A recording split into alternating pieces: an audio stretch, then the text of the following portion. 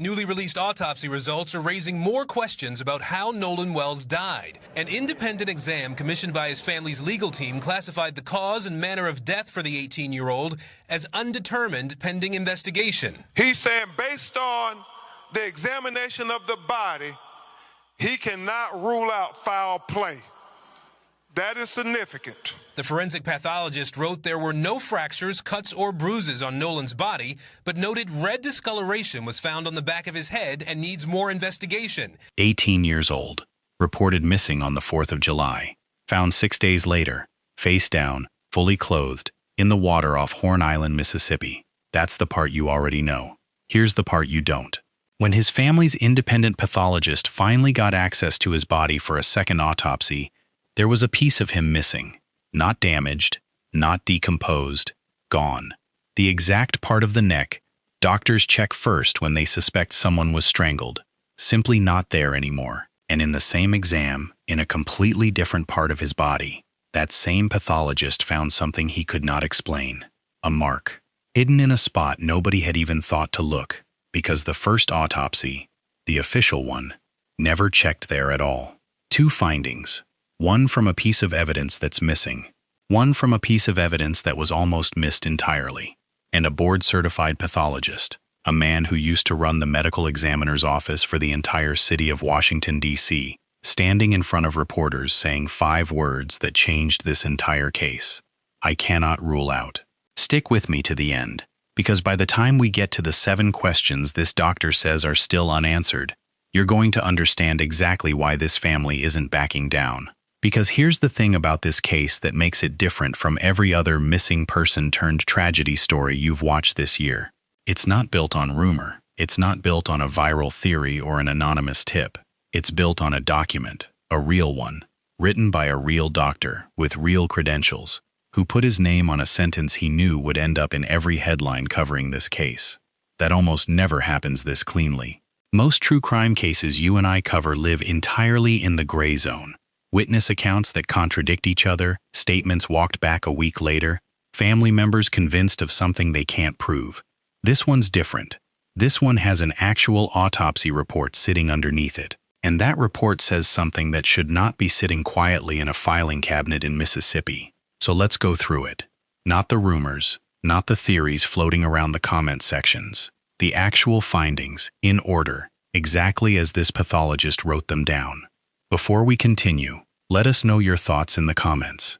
What stands out to you most about this case? And if you enjoy detailed true crime documentaries, subscribe to Midnight True Crime for more stories like this. Before we get into what he found, you need 15 seconds on who this guy is, because it's the reason this story exploded the way it did. Dr. Roger Mitchell, 20 years as a forensic pathologist, ran Howard University Hospital, chaired their pathology department, and for 7 straight years he was the chief medical examiner for Washington, D.C., meaning every single suspicious death in the nation's capital passed across his desk for the better part of a decade. This isn't some hired gun brought in to tell a grieving family a comforting story. This is someone who has personally handled thousands of these cases, whose entire career was built on getting the call right, because for 7 years his signature decided whether a death went to trial or got closed forever. So when this man says he can't rule something out, that's not a YouTube thumbnail, that's not a comment section theory. That's a formal written report, dated July 19, 2026, with his name and credentials on it. And here's the detail that changes everything about how you should read the rest of this video. This was the second autopsy. Mississippi's own medical examiner already did the first one, which means everything Dr. Mitchell found, and everything he couldn't find, was shaped entirely by what had already been done to Nolan's body before it ever reached him. Keep that in your back pocket. It's the thread that runs through this entire case. Also worth knowing before we go further, Nolan wasn't some kid nobody was watching out for. By every account from people who knew him, he was active, well-liked, and, this detail matters more than it sounds like it should, a strong swimmer. That's going to come back up later in this video, because it's one of the things Dr. Mitchell himself flagged as significant. People who can swim don't typically just slip under and drown quietly. Something usually has to go wrong for that outcome to happen. And right now, nobody outside a small circle of investigators knows what that something was. That's the backdrop this entire report was written against. Not just a young man died in the water. A young man who could swim, went missing on a boat trip, and turned up 6 days later face down and fully clothed. With a state medical examiner's office that, so far, hasn't said much of anything publicly about what it found. Here's the finding that stopped the room cold. When Nolan's body arrived for the second autopsy, the front of his neck, the structures doctors check first for strangulation, weren't there, gone, including one small horseshoe-shaped bone called the hyoid. If you've never heard of it, here's all you need to know.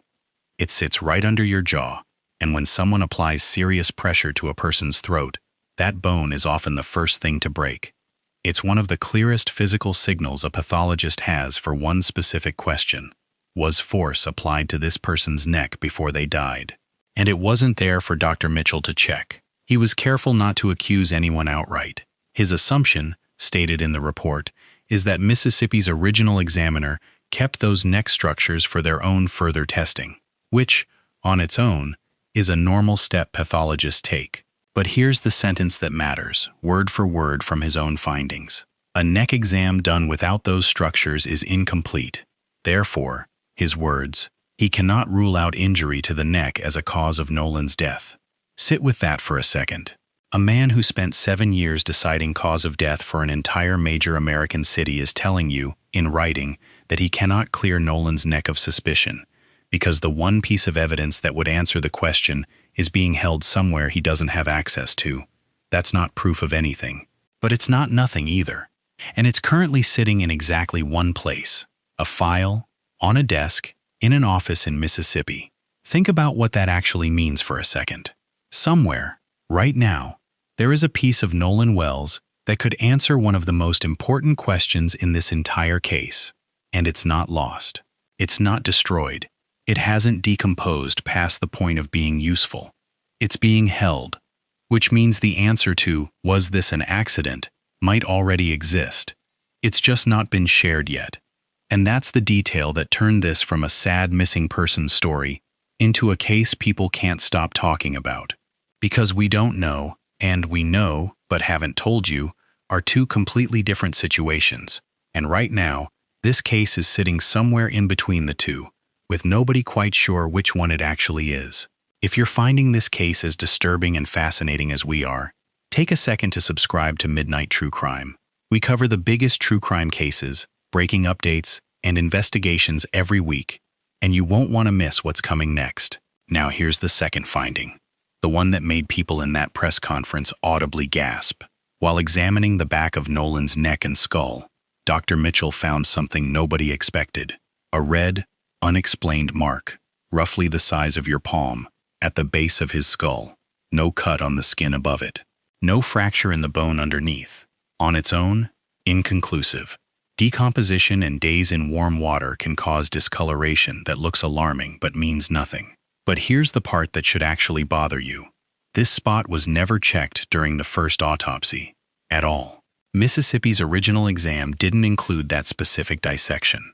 Nobody looked at the back of Nolan's head until the second, independent pathologist did, days later, on a body that had already started decomposing. That mark had been there the entire time. It just took someone from outside the state to go looking for it. Dr. Mitchell didn't call it proof of anything. He called it something more important, significant enough to flag for further investigation.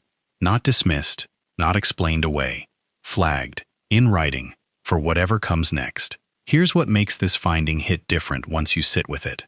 This wasn't a spot on Nolan's body that was checked and came back inconclusive. This was a spot that almost never got checked at all. If the second independent pathologist hadn't specifically gone back there, in a dissection the first autopsy skipped entirely, this mark simply would not exist in any official record. Nobody would know it was there. It would have gone into the ground with him. That's the part that should actually unsettle you. Not necessarily the mark itself, but how close it came to never being found. One extra procedure. One pathologist willing to go back over ground the first exam didn't cover. That's the only reason we're even having this conversation right now. Now, to be fair to this report, and fair to Nolan, it's not all alarming. Dr. Mitchell also checked the rest of Nolan's body for broader trauma. His face, ribs, pelvis, back, arms, legs, all of it. Nothing. No fractures, no deep injuries anywhere else. That matters, because it rules out an entire category of explanations. No serious fall, no severe beating, no major blunt trauma anywhere on his body. Whatever happened to Nolan Wells, it wasn't a widespread physical assault, which narrows this entire case down to exactly two open questions. That unexplained mark at the base of his skull, and the neck structures nobody's allowed to look at yet. And that narrowing is actually important, because it means this isn't a case where 100 different theories are equally plausible. It's a case where almost every possible explanation has already been checked and eliminated, except for two very specific, very targeted questions. That's not the profile of a random accident story. That's the profile of a case where the truth is sitting in a very small, very specific place, and somebody just has to open the door to it. There's a third gap in this report, and medically, it might be the most important one of all, because it goes straight to the one question everyone's been asking since day one. Did Nolan drown, or was he already gone before he hit the water? Here's the 2-second version of how pathologists usually answer that. If you drown while you're alive, your body fights for air, and water gets pulled deep into your lungs. If you're already dead before you enter the water, that reflex never happens. Your lungs stay dry. Wet lungs. Dry lungs. That's often the very first thing a pathologist checks in a water death, because it's one of the fastest ways to tell an accident from something else. And Dr. Mitchell couldn't check it, because the first autopsy had already opened and examined Nolan's lungs and airway before his body ever reached the second pathologist. That evidence is gone, not destroyed, just already seen, by someone else, who hasn't shared what they found. Same story with his stomach contents, which could help establish a timeline of his final hours. Already examined once, not available for a second look. So take a step back. The single most direct piece of evidence for whether Nolan drowned or didn't, sitting entirely inside a report the public still hasn't seen. Same story with his stomach contents. Knowing what was in there, and how digested it was, helps build a rough timeline of his final hours. Does it match up with the story everyone else has been telling about that afternoon on the water? That information exists too. It was seen once, by the first examiner, and it's not available for anyone else to verify independently. Stack all of that up, and here's where this case actually sits. Two of the most basic, foundational pieces of evidence in any water death, the lungs and the stomach, already came and went, examined once, by one team, with the results known only to them. The second, independent doctor the family brought in, never got a chance to check either one for himself. Whatever conclusions get drawn about how Nolan died are, right now, still leaning on secondary evidence. Bruising that decomposition may have already erased, bones that came back clean, and one mark at the base of a skull that's inconclusive on its own. None of that is Dr. Mitchell's fault. He worked with what he was given, but it does mean the most direct medical proof of what actually happened to Nolan Wells is sitting inside a report the public has never seen. Buried in the middle of this report is one paragraph that matters more than any single physical finding. Dr. Mitchell wrote that in any water death, you have to establish how the person actually entered the water. And this is where that detail from earlier comes back around. Nolan could swim. Everyone who knew him agrees on that. Dr. Mitchell specifically called that out as significant, because it changes the entire baseline of the investigation. A strong swimmer going under, alone, in conditions calm enough for a group of people to be out on a boat that day, isn't the most obvious explanation on its own. It's possible. People drown under all kinds of circumstances, swimmers included, but it's exactly the kind of detail that makes a pathologist stop and ask a harder question, instead of just writing accidental and moving on. So, was he conscious when he went into that water, or not?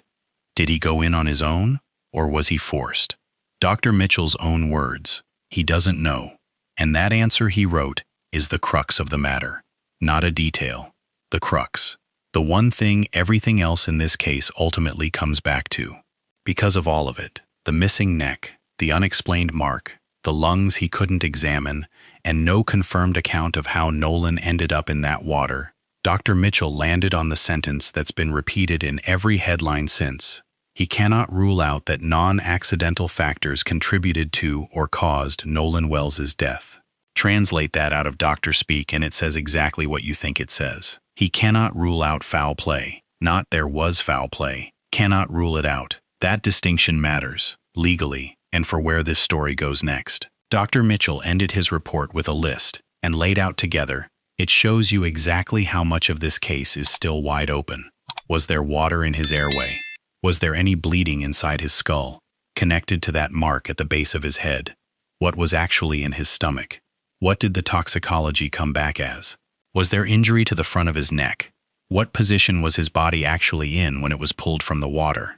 Right now, the only account of that comes secondhand, from a single volunteer with the Cajun Navy Search Group.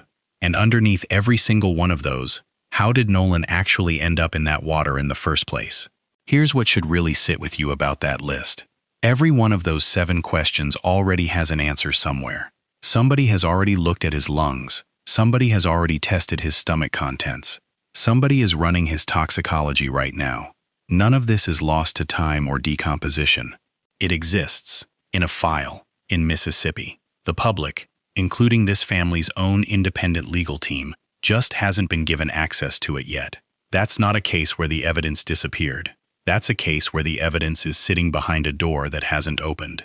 Take that body position question specifically, because it's a good example of how thin this case's public information actually is. Right now, the only account anyone has of how Nolan was found, face down, fully clothed, comes secondhand, from a single volunteer with the Cajun Navy, the search and rescue group that helped in the recovery effort. Not from an official statement, not from the medical examiner's office, from one person, relaying what they remember from that day. That's the level of detail the public is currently working with, on a question that should have a clear, documented, official answer sitting in a file somewhere. Multiply that across all 7 questions and you start to see the actual shape of this case. It's not that the truth is unknowable, it's that almost none of it has made its way to the people who need it most. Starting with Nolan's own family. None of this stayed contained to a courtroom or a medical office, and that's part of why this story keeps resurfacing. Nolan's family brought in their own independent legal team specifically because they weren't satisfied with how quickly, or how little, information was coming from the state's side. That's not a small decision. Independent counsel, an independent second autopsy, a public press conference walking through the findings. That's a family actively refusing to let this quietly become a closed file with accidental stamped on it. And that decision is exactly why the public has access to any of this at all. Without a second autopsy, none of what you just heard, the missing neck structures, the mark at the base of the skull, would exist anywhere except inside Mississippi's own internal file, seen by nobody outside that office. The only reason this is a national conversation right now is because one family refused to accept the first version of the story they were handed. Now, to be straight with you, because this case deserves more than pure outrage bait, legal experts who reviewed this report afterward pushed back on one thing: the instinct to jump straight to cover-up. Those neck structures being retained isn't automatically sinister. It's a documented normal step when a pathologist wants extra time with tissue. And investigators genuinely do have a professional reason to sit on findings until toxicology is fully done. Nobody wants to release half a conclusion and hand the other side ammunition to tear the whole case apart later. But here's the honest answer nobody in that press conference could give. From where the public is standing right now, there's no way to tell whether this is careful, responsible investigative caution or something else. Both would look identical from the outside. That uncertainty is exactly why this story isn't going away. And that's really the uncomfortable truth sitting at the center of this entire case. It's tempting to pick a side. Either the state is hiding something, or everyone needs to calm down and let the process work. But the honest position, the one this pathologist himself modeled in his own report, is that both of those things can be true at the same time, or neither can. Caution and concealment can look exactly identical from where we're standing. The only thing that actually resolves that tension is more information becoming public, not more speculation about which explanation feels more satisfying. Once this report hit the news, other doctors and legal analysts who've handled cases like this weighed in, and a few things they added are worth knowing, because they clear up some of the confusion flying around online. First, on that missing hyoid bone. One physician who reviewed the case made a point that's easy to miss. An intact hyoid bone doesn't automatically clear anyone of wrongdoing. Plenty of confirmed strangulation cases, especially involving younger victims, show no fracture at all, because the bone is more flexible in someone Nolan's age and less likely to snap even under real pressure. But if that bone had shown up broken or displaced, that's about as close to definitive proof of serious force as forensic pathology gets. In other words, examining it wouldn't necessarily have cleared anyone, but it could have confirmed something. And that's exactly why not having access to it is such a significant gap, not a minor paperwork issue. Second, on the water and decomposition angle, doctors reviewing the case pointed out that a body recovered after several days in warm water goes through changes, bloating, skin damage, disruption from marine life, that make it genuinely harder to read bruising accurately. That's part of why the mark at the base of Nolan's skull got labeled inconclusive instead of definitive. Not because it doesn't matter, because water and time make almost everything harder to prove one way or the other. And third, this is the part that actually reframes the whole "why is this taking so long" conversation. Legal analysts pointed out that both sides here have real incentive to hold their findings close until they're sure of them. Nobody wants to release a partial conclusion, get it wrong, and hand the other side a way to discredit the entire case. From the outside, that caution can look exactly like stonewalling. Sometimes it is. Sometimes it genuinely isn't. And right now, there's no way for anyone watching from home to know which one this actually is. It's worth remembering, for a second, what this case looked like before any of this autopsy information existed, because the contrast is exactly why this report hit as hard as it did. Before this, the entire public understanding of what happened to Nolan Wells was built on second-hand accounts. An early statement from local authorities that leaned toward "this looks accidental," conflicting stories about exactly who was on that boat and when. A disputed video clip from that afternoon that different people read completely differently. And underneath all of it, a family increasingly convinced that the story being handed to them didn't add up, with almost nothing in the way of hard, documented medical evidence to back either side of that disagreement up. That's the world this report dropped into. And that's why it landed the way it did. For the first time since Nolan went missing, there was a physical examination conducted by a credentialed outside expert that said in plain, careful, legally precise language, "This is not settled, and here are the specific reasons why." If you've been in the comments asking why this is dragging on, it's worth knowing this timeline isn't actually unusual. Other high-profile deaths with suspected drug involvement have taken a month or two for a final cause of death, even without a body pulled from water, without decomposition, without a competing second autopsy in the mix. One well-known entertainment death took 6 months to get an official ruling, and that case didn't have any of the complications sitting on top of Nolan's, so the wait, by itself, isn't evidence of anything. What's keeping this story alive isn't the calendar. It's the specific gaps, the neck, the lungs, the silence from the state side, that nobody's filled in yet. That distinction matters more than it might seem, because it's easy to get frustrated with a case for the wrong reason.